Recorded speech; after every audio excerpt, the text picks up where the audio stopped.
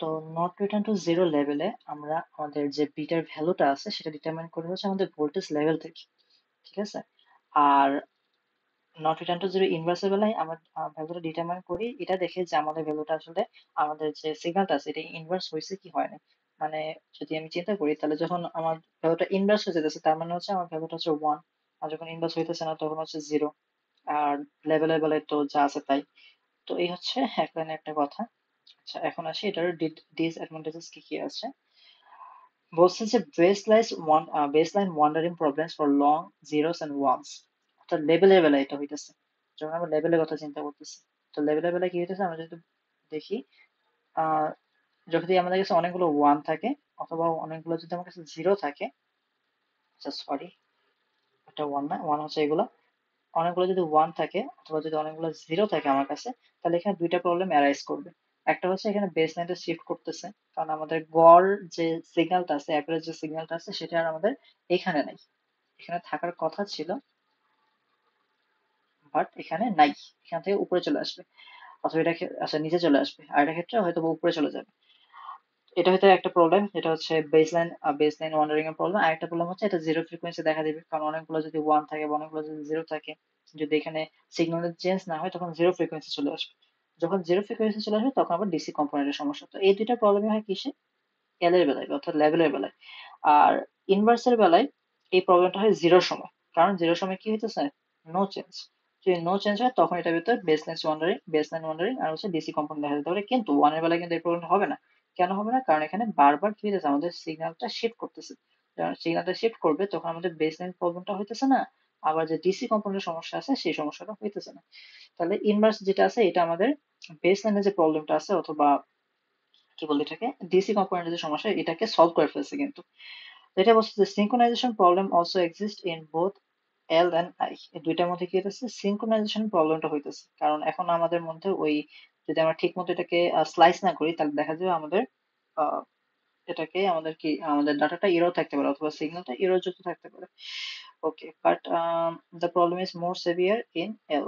ওকে, এটা হচ্ছে আমাদের যেহেতু ইউনিপোলারের মতোই অনেকটা, সেক্ষেত্রে এখানে প্রবলেমটা দেখা দিতেছে। আচ্ছা, এখানে আমরা একটা ডায়াগ্রাম আঁকছিলাম, এটা হচ্ছে আমাদের লং সিকোয়েন্স অফ জিরোর জন্য, যেটা আমাদের বলতেছিলাম যে এখানে wandering problem, baseline wandering problem অথবা আমাদের যে ডিসি কম্পোনেন্টের সমস্যা আছে দুইটাই দেখা দিবে। আর এই যে ওয়ানের বেলায় এটার ক্ষেত্রে আর প্রবলেমটা হইতেছে না, সরি, এই প্রবলেমটা আর হইতেছে না যেটা বারবার চেঞ্জ হইতেছে। আচ্ছা, এর পাশে আরো কিছু অ্যাডভান্টেজেস ডিসঅ্যাডভান্টেজেস আছে। ডিসি কম্পোনেন্টের প্রবলেম হইতেছে যেটা বললাম, এল এর ক্ষেত্রে দুইটার জন্যই হয়, জিরো অথবা ওয়ানের জন্য, কিন্তু ইনভার্সের জন্য শুধুমাত্র জিরোর জন্য হইতেছে। আচ্ছা, change of polarity in the system changes the interpretation of data. এত আচ্ছা, এটা একটু বোঝার উপায় আছে যে চেঞ্জ অফ পোলারিটি মানে কি, অর্থাৎ প্লাস ভি আর মাইনাস ভি। যেমন ধরো যে যদি আমরা লেভেলের কথা চিন্তা করি, লেভেল বড় করা যাক, এই যে ধরো এটা হচ্ছে আমাদের প্লাস ভি,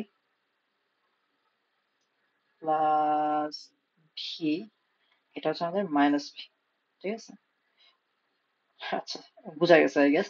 তো প্লাস ভির জন্য আমরা কি ধরছি, জিরোটাকে উপরে ধরতেছি, মানে জিরোর জন্য প্লাস ভি ধরতেছি আর ওয়ানের জন্য মাইনাস ভি ধরতেছি, ঠিক আছে? That's it. কিন্তু যখন আমরা পোলারিটি চেঞ্জ করে ফেলবো, অর্থাৎ আমাদের জিরোকে আমরা মাইনাস ভি দ্বারা ডিনোট করবো, আর হচ্ছে আমাদের ওয়ানটাকে প্লাস ভি দ্বারা ডিনোট করবো, তখন কিন্তু আমাদের সিগন্যালটা চেঞ্জ হয়ে যেতেছে। যে এখানে মাইনাস ভি, তারপর হচ্ছে আমাদের তিনটা প্লাস ভি, তারপর হচ্ছে আবার মাইনাস ভি, পরে হচ্ছে প্লাস ভি। তো এখানে সিগন্যালটা আমাদের চেঞ্জ হয়ে যেতেছে। কিন্তু যদি আমরা ইনভার্সের বেলায় আসি, ইনভার্সের বেলায় এই প্রবলেমটা হইতেছে না। ইনভার্সের বেলায় কি হইতেছে দেখো, এখানে প্রথমে আমাদের জিরো হইতেছে, পরে হচ্ছে আমাদের ওয়ান, ওয়ানের বেলায় কি হচ্ছে চেঞ্জ, তারপর হচ্ছে জিরো নো চেঞ্জ, ওয়ানের বেলায় কি হইতেছে আবার চেঞ্জ, ওয়ানে কি আবার চেঞ্জ হইতেছে, ঠিক আছে? তো এখানে যে শিফটিংটা হইতেছে এখানে সেম ভাবে কি হবে শিফটিং করবে।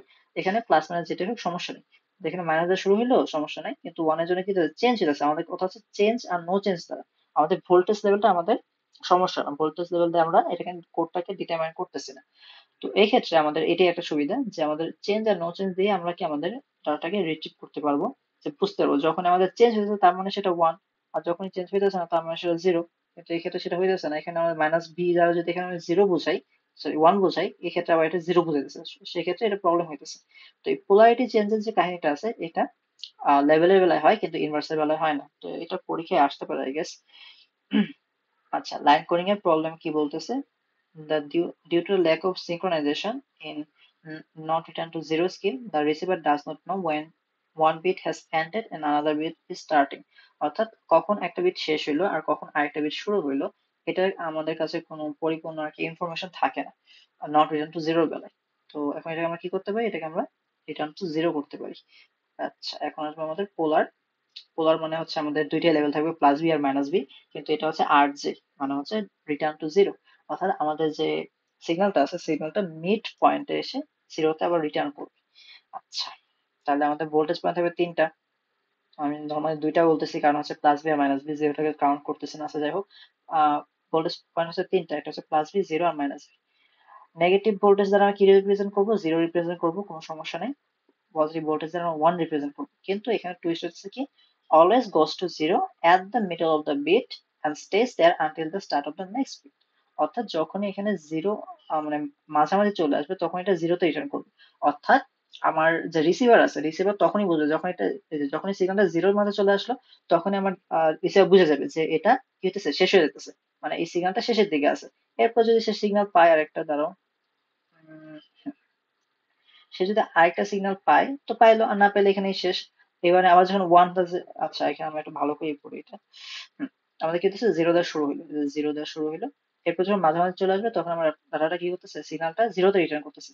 যখনই জিরোতে রিটার্ন করবে, তার মানে আমার রিসিভার বুঝে যাবে যে জিরোটা আস্তে আস্তে শেষ হয়ে যাচ্ছে, মানে জিরো যে ডাটা এলিমেন্ট আছে, এটা সিগন্যাল শেষ হয়ে যাবে এখন।